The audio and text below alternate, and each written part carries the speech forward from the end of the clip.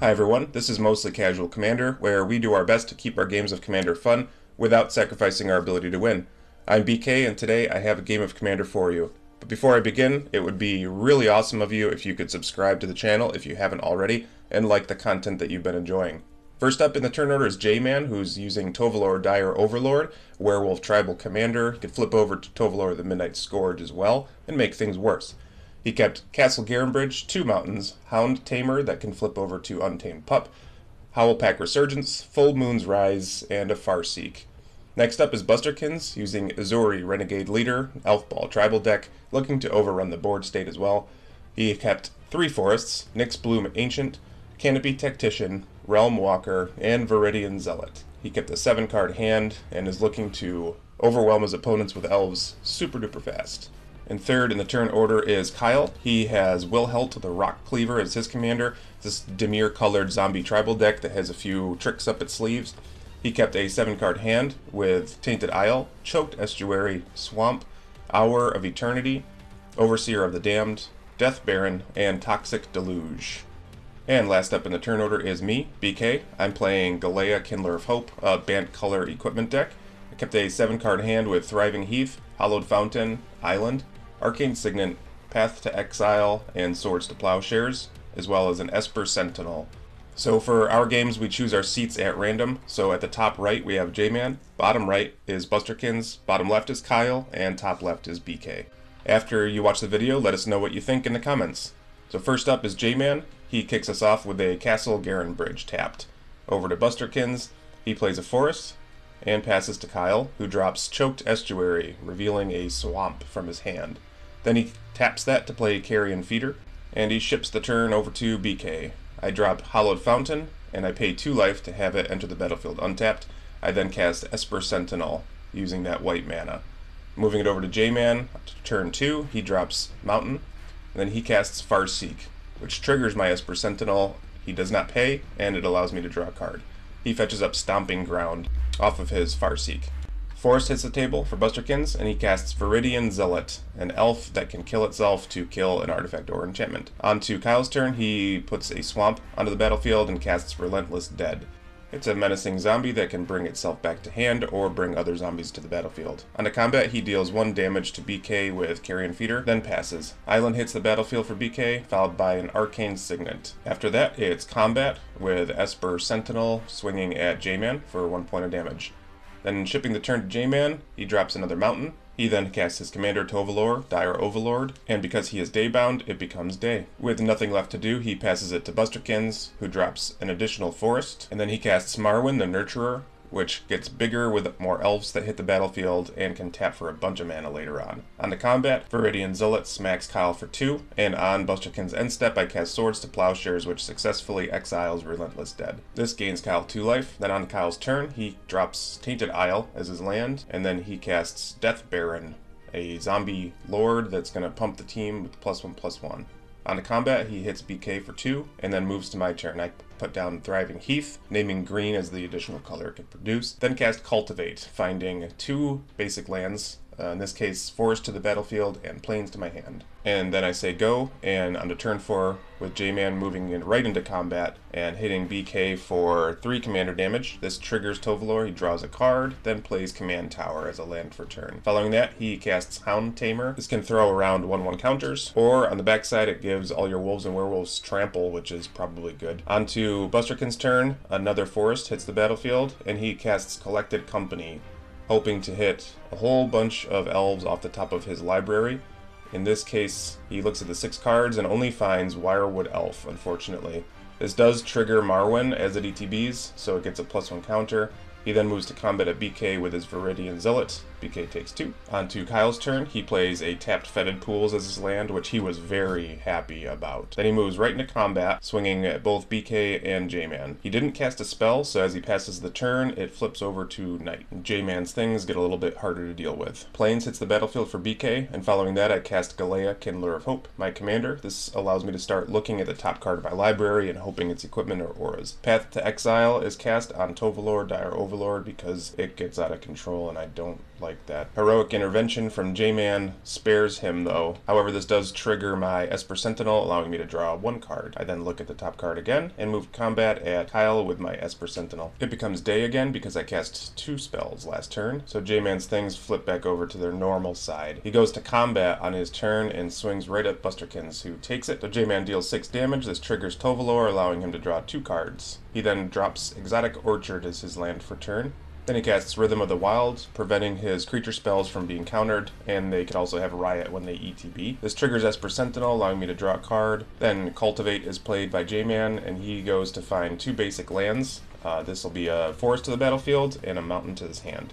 Passing to Busterkins, he plays a forest. Big surprise there. Then he casts Ezuri, Renegade Leader, his commander, which is a overrun on a stick. This triggers Marwyn, giving an additional +1/+1 counter. Then he follows that up by casting Elvish Warmaster, an elf that can make more elves and has a similar overrun-y kind of effect as well. He then activates Marwyn, gains 4 green mana, uses that to cast Canopy Tactician, which is an elf lord. This triggers Elvish Warmaster and Marwyn. He gets a token from that, which again triggers Marwyn. Then he moves to combat. He deals 3 damage to J-Man and 2 damage to Kyle. Then he passes the turn over to Kyle. He plays Drowned Catacomb as his land for turn, then moves right into combat, and he swings, dealing 2 damage to J-Man and BK before casting Toxic Deluge.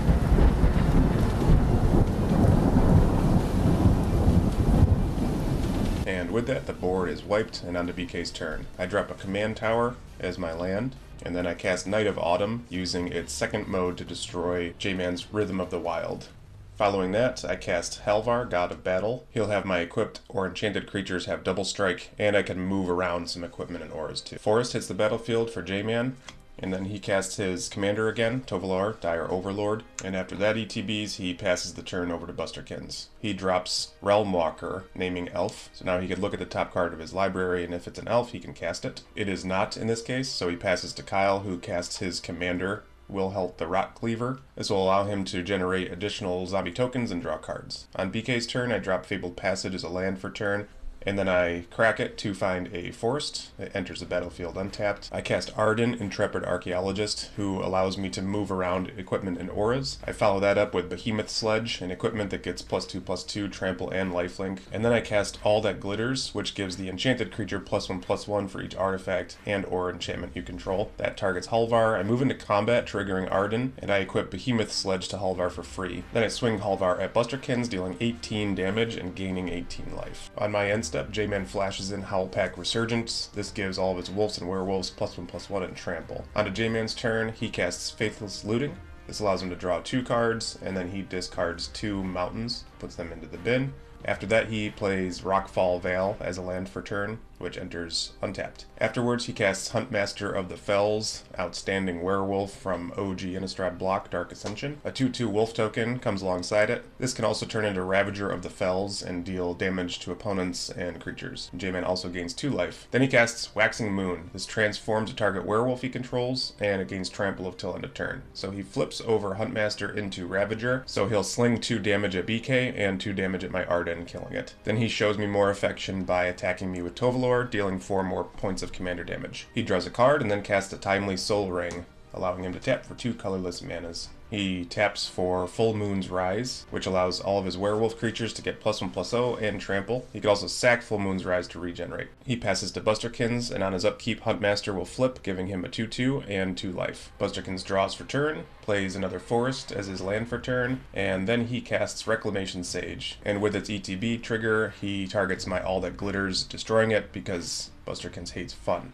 On to Kyle's turn, he drops a Swamp as his land for turn. Then he casts Hour of Eternity, where X equals 1. This will effectively eternalize his Death Baron that was in his graveyard, which makes it a 4/4 and it keeps the rest of its abilities. On my turn, I recast my commander, Galea, Kindler of Hope, in hopes that I can recover from all of my opponents targeting me. I look at the top card of my library. It's a Belt of Giant Strength, so I cast that for 2. So this will equip Halvar for free, given Galea's ability. Then I play a Misty Rainforest, but hold off on cracking it for the time being. I move to combat with Halvar at J-Man, and deal a very satisfying 24 points of damage to him, bringing me up to 62 and dropping him to 12. Tovolar triggers on J-Man's upkeep because he controls more than 3 wolves or werewolves. This will flip over his things, making them worse, and Ravager deals 2 damage to Night of Autumn and 2 damage to BK as well. He draws for turn, then he activates Castle Garenbrig, floating 6 mana, and then using the rest of his lands to tap out, which will activate Tovolar, where X equals 10 on its activated ability, giving Tovolar +10/+0 and trample until end of turn. He moves to combat, but in an effort to prevent some card draw, Kyle casts Deadly Rollick on Tovolar, which will exile him, and inadvertently also saves BK from losing the game right then. But math is for blockers, am I right? Busterkins takes 12 damage from the rest of the creatures before J-Man passes the turn. So Busterkins draws, then he peeks the top card with his Realm Walker, sees that it's a Priest of Titania, and casts it, which will be a mana dork based off the amount of elves he has. He peeks again and casts Elvish Clan Caller, which is a lord and can also search up other Elvish Clan Callers, but not in this format. He peeks a third time, it's not an elf, so he decides to pass the turn. He casts 2 spells, so it becomes day again, and Huntmaster flips, giving a wolf and 2 life to J-Man. Rooftop Storm enters the battlefield for Kyle, allowing him to cast his zombos for free. In this case, Lord of the Accursed, another zombie lord, hits the battlefield, pumping his team up more. BK draws, and then I peek the top card of my library. I play an island as a land for turn, and then I cast Loxodon Warhammer off the top of my library. With Galea's ability, it will attach to Halvar for free. I peek again, then I activate my Misty Rainforest, paying 1 life, finding up Temple Garden, which enters the battlefield untapped, so I pay 2 more life. This allows me to shuffle up and look at the top card of my library again. Then I cast Stoneforge Mystic, because why not? I'm going to tutor up Sword and Feast and Famine, and put that into my hand. This will also give me a fresh card at the top of my library. I then cast Sword of Feast and Famine, and once that resolves, I equip it to Galea, Kindler of Hope, and on to combat, swinging Galea at Busterkins and Halvar at J-Man. They are unable to stop these attacks, and are both knocked out of the game. My life goes to 87, and I get to untap my lands before second main phase. I peek the top card of my library and pass the turn. Overseer of the Damned hits the battlefield on Kyle's side of the board. When it ETBs, it'll trigger and destroy Halvar. This will also gain him a tapped 2/2 zombie with Overseer's ability. Then he's going to cleave some rot on his end step by sacking his 2/2 zombie and getting a slightly worse 2/2 zombie, and drawing a card. Onto my turn, I draw for turn, peek the top card, I play Branchloft Pathway as a land, and then I start suiting up Galea with my Behemoth Sledge, the Loxodon Warhammer, and then I get to equip the Belt of Giant Strength for free because Galea is so thick swole. On to combat, I swing Galea at Kyle and dealing 17 commander damage to him. This will make him discard a card and untap my lands before I pass. So on to Kyle's turn, he draws for turn and moves right to end step, sacking his Decayed Zombie and drawing a card. On to my turn, I peek the top card after I draw and swing Galea. Before damage, he casts Cyclonic Rift. Of course he does, because it's Kyle and he does this all the time. So I pick up all my stuff. So then I play Seaside Citadel and only Seaside Citadel for some reason before passing over to Kyle. Kyle plays Gleaming Overseer, and when it ETBs, he amasses 1, therefore making a zombie army with a +1/+1 counter on it. He then casts Ghoul's Night Out, so he'll select a creature from my graveyard and put it onto the battlefield under his control. It'll also gain Decayed, and it's a zombie in addition to its other types. So he chose Esper Sentinel, probably because it says draw cards in the text box. He attacks BK for 18 damage, then goes to end step, triggering his Cleaver of Rot. He sacks his army, makes a Decayed 2/2, and draws a card. Hey, Brandon, real quick. Yeah. Why did you not recast any of your spells? I don't know.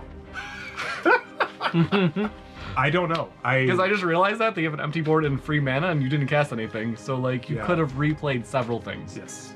You were just so tilted. I was tilted by the script. And with that, I determine I hate my friends. I recast Galea, and then recast Sword of Feast and Famine, which triggers his Esper Sentinel, drawing him a card. I then equip Sword of Feast and Famine to Galea before passing the turn. He moves right into combat, swinging everything at me, dropping me to 62 life, breaking his Decayed Zombies. Then onto his end step, Wilhelt triggers. He sacrifices Gleaming Overseer, makes a Decayed 2/2, and hopes that the card on the top of his library will get him out of this mess. Onto my turn, I draw and peek the top card of my library, so I'm a bit worried about any instant speed tricks that he might have, so I decide to equip Galea with as much stuff as possible. Loxodon Warhammer attaches, Belt of Giant Strength is cast, and then I can equip it by only paying 1 because her power is at 9. I move to combat with Thick Swole Galea, and I deal 15 points of commander damage to Kyle, knocking him out of the game. And that makes me the winner. Well played, guys. Thanks for the fun game. So what did you all think of this game? We really hope you enjoyed it. If you did, please subscribe if you haven't already. Like the videos that you've been enjoying, and let us know what you think in the comments. As always, thank you very much for watching.